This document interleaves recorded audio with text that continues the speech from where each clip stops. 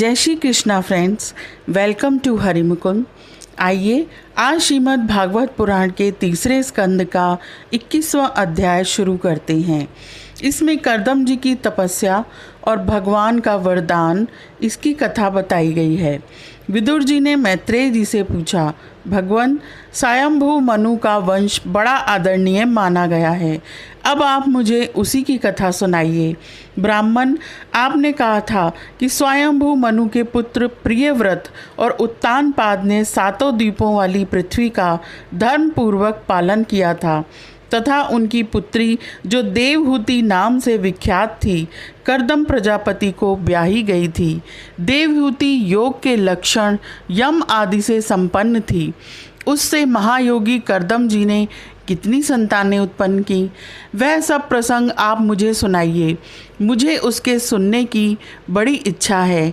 इसी प्रकार भगवान रुचि और ब्रह्मा जी के पुत्र दक्ष प्रजापति ने भी मनु जी की कन्याओं का पाणी ग्रहण करके उनसे किस प्रकार क्या क्या संतान उत्पन्न की, यह सब चरित्र भी मुझे सुनाइए।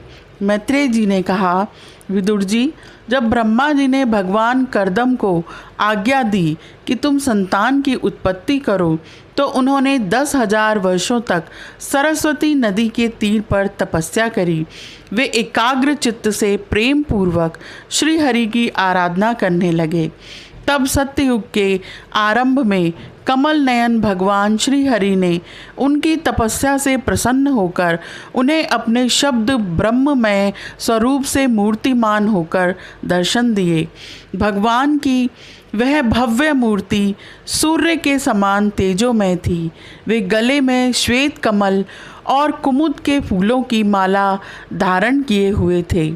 प्रभु की इस आकाश स्थित मनोहर मूर्ति का दर्शन करके कर्दम जी को बड़ा हर्ष हुआ, मानो उनकी सभी कामनाएं पूर्ण हो गईं।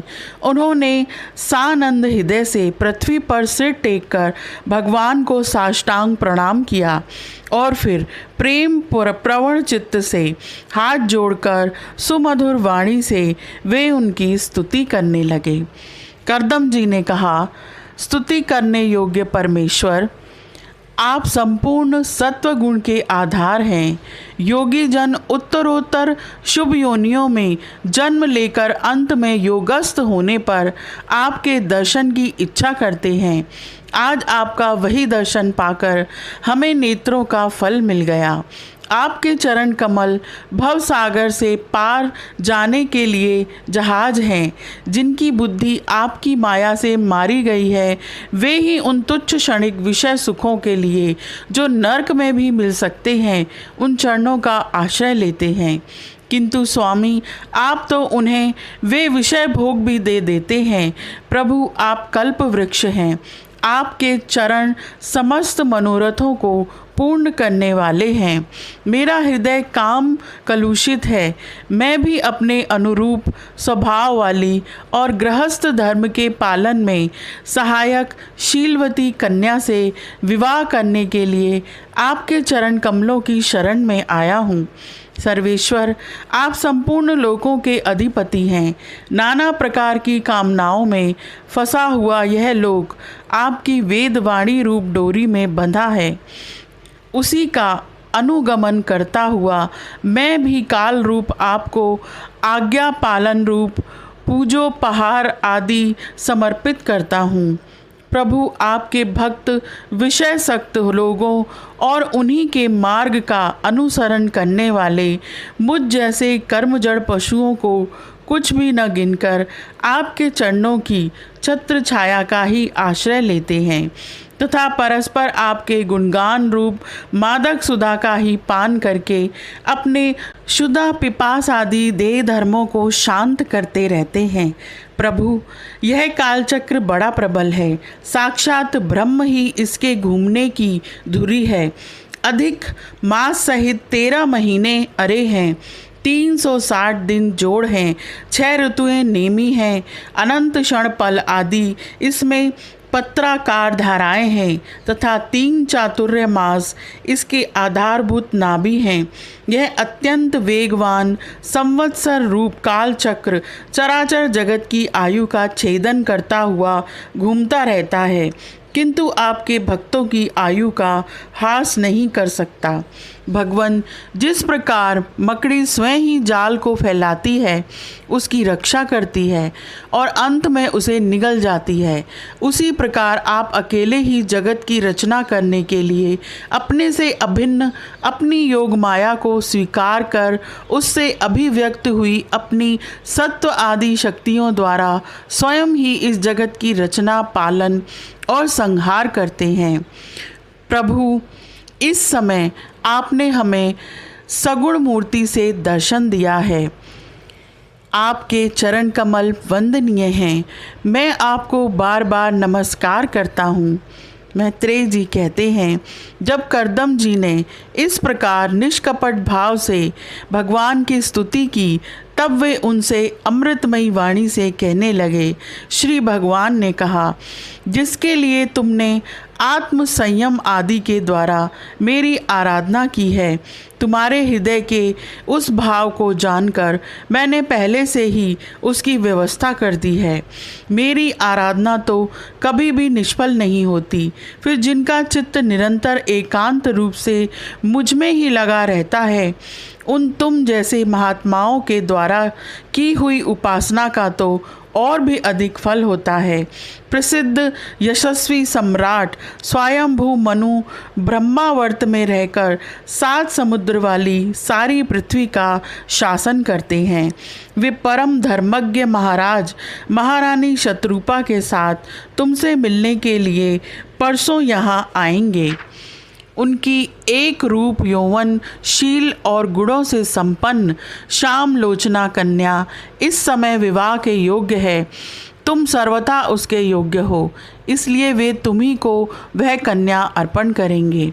ब्राह्मण, गत अनेकों वर्षों से तुम्हारा चित्त जैसी भार्या के लिए समाहित रहा है, अब शीघ्र ही वह राजकन्या तुम्हारी वैसी ही पत्नी होकर यथेष्ट सेवा करेगी।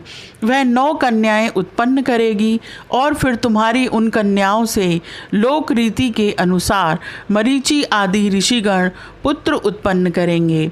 तुम भी मेरी आज्ञा का अच्छी तरह पालन करने से शुद्ध चित्त हो, फिर अपने सब कर्मों का फल मुझे अर्पण कर मुझको ही प्राप्त होगे।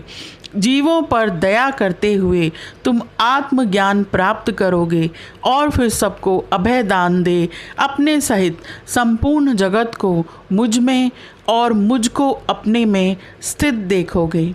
मैत्रेय जी ने कहा, विदुर जी, करदम ऋषि से इस प्रकार संभाषण करके इंद्रियों के अंतर्मुख होने पर प्रकट होने वाले श्रीहरि सरस्वती नदी से घिरे हुए बिंदुसर तीर्थ से, जहाँ करदम ऋषि तप कर रहे थे, अपने लोक को चले गए। भगवान के वैकुंठ मार्ग की सभी सिद्धेश्वर प्रशंसा करते हैं। वे करदम जी के देखते देखते अपने लोक को सिधार गए। उस समय गरुड़ जी के पक्षों से जो साम की आधारभूता रचाएं निकल रही थीं, उन्हें वे सुनते जाते थे। विदुर जी, श्री हरि के चले जाने पर भगवान करदम उनके बताए हुए समय की प्रतीक्षा करते हुए बिंदु सरोवर पर ही ठहरे रहे। इधर मनु जी अपनी महारानी शत्रुपा के साथ स्वर्ण जटित रथ पर सवार होकर तथा उस पर अपनी कन्याओं को भी बिठाकर पृथ्वी पर विचरते हुए जो दिन भगवान ने बताया था, उसी दिन शांति परायण महर्षि करदम के उस आश्रम पर पहुँचे। सरस्वती के जल से भरा हुआ यह बिंदु सरोवर वह स्थान है जहाँ अपने शरणागत भक्त करदम के प्रति उत्पन्न हुई अत्यंत करुणा के वशीभूत हुए भगवान के नेत्रों से आंसुओं की बूंदें गिरी थी। यह तीर्थ बड़ा पवित्र है। इसका जल कल्याणमय और अमृत के समान मधुर है तथा महर्षिगण सदा इसका सेवन करते हैं।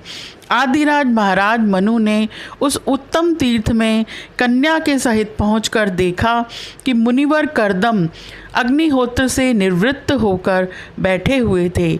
बहुत दिनों तक उग्र तपस्या करने के कारण वे शरीर से बड़े तेजस्वी दिख पड़ते थे तथा भगवान के स्नेहपूर्ण चितवन के दर्शन और उनके उच्चारण किए हुए कर्ण अमृत रूप सुमधुर वचनों को सुनने से इतने दिनों तक तपस्या करने पर भी वे विशेष दुर्बल नहीं जान पड़ते थे।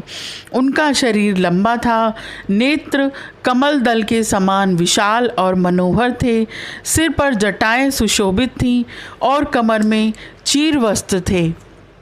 महाराज स्वयंभू मनु को अपनी कुटी में आकर प्रणाम करते देख उन्होंने उन्हें आशीर्वाद से प्रसन्न किया और यथोचित आतिथ्य की रीति से उनका स्वागत सत्कार किया। जब मनु जी उनकी पूजा ग्रहण कर स्वस्थ चित्त से आसन पर बैठ गए, तब मुनिवर कर्दम ने भगवान की आज्ञा का स्मरण कर उन्हें मधुर वाणी से प्रसन्न करते हुए इस प्रकार कहा, देव, आप भगवान विष्णु की पालन शक्ति रूप हैं, इसलिए आपका घूमना फिरना निस्संदेह सज्जनों की रक्षा और दुष्टों के संहार के लिए ही होता है। आप साक्षात विशुद्ध विष्णु स्वरूप हैं तथा भिन्न भिन्न कार्यों के लिए सूर्य, चंद्र, अग्नि, इंद्र, वायु, यम, धर्म और वरुण आदि रूप धारण करते हैं। आपको नमस्कार है। मैं आपसे पूछता हूँ कि इस समय यहाँ आपका आगमन किस प्रयोजन से हुआ है। मेरे लिए जो आज्ञा होगी उसे मैं निष्कपट भाव से सहर्ष स्वीकार करूँगा। यह अध्याय यहीं समाप्त होता है। आज के लिए इतना ही। Please like, share and subscribe my channel. Thank you.